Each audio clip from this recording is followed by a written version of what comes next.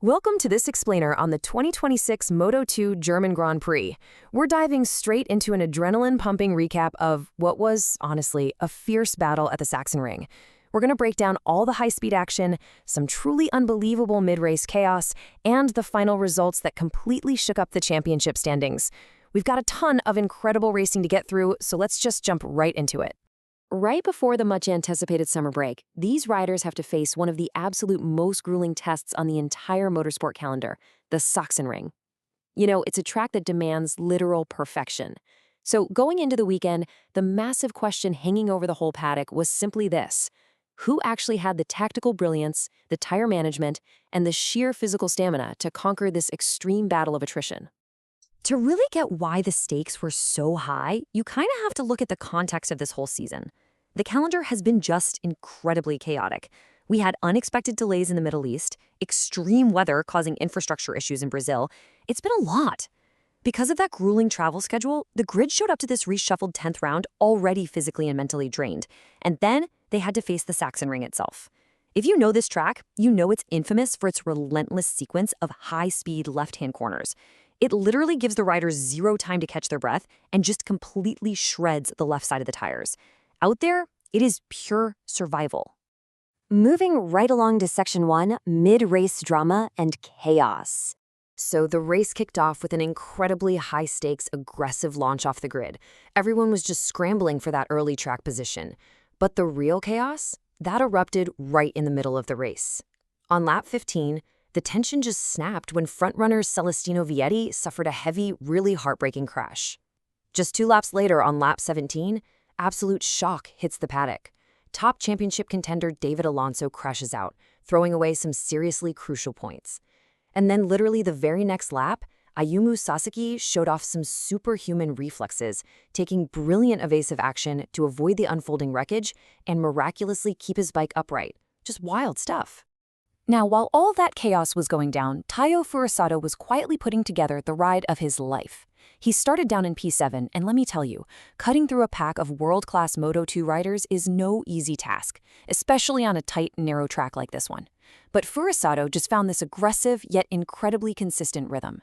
He systematically picked his way through the field, fighting deep into the lead pack to lock down a brilliant P5 finish.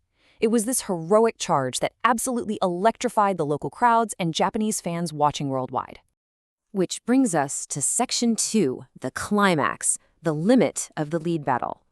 In those final 3 laps, we got to witness an absolute masterclass in contrasting riding styles. It was amazing. On one side, you had Ivan Ortola nursing a completely spent left side of his tire. He had to rely on cold, calculated defense and flawless management just to keep the bike on the racing line. And on the other side, Daniel Holgado. He was throwing absolutely everything on the line with these relentless, fiery, late-breaking attacks in those final corners. It was a brilliant, high-stakes battle. Literally ice versus fire.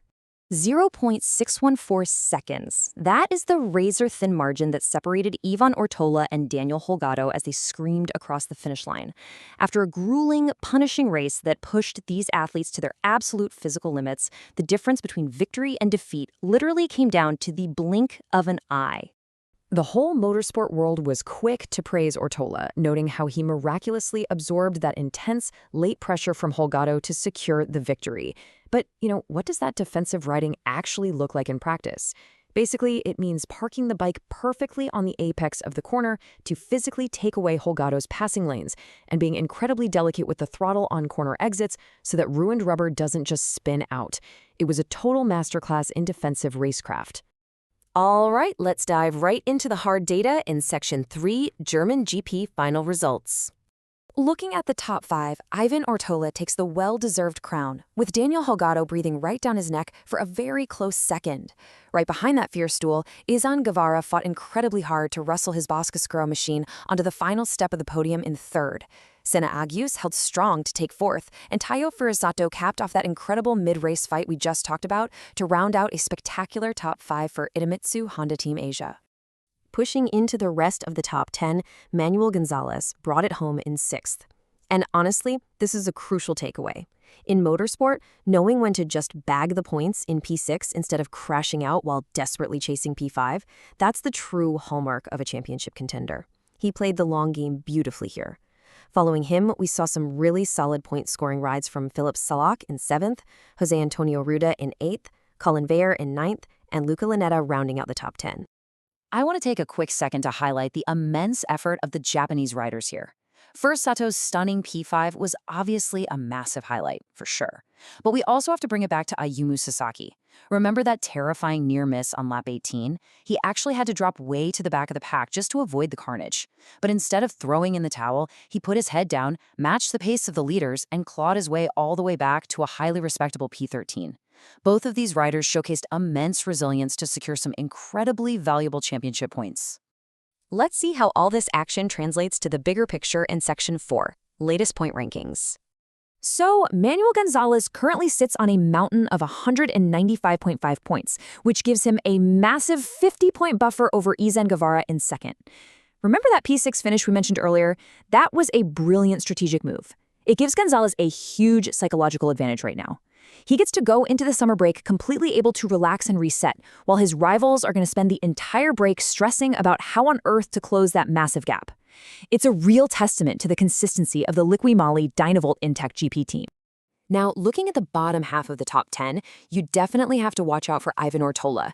This massive 25-point haul from his race victory just catapults him past Vietti and straight into 6th overall with 113.5 points.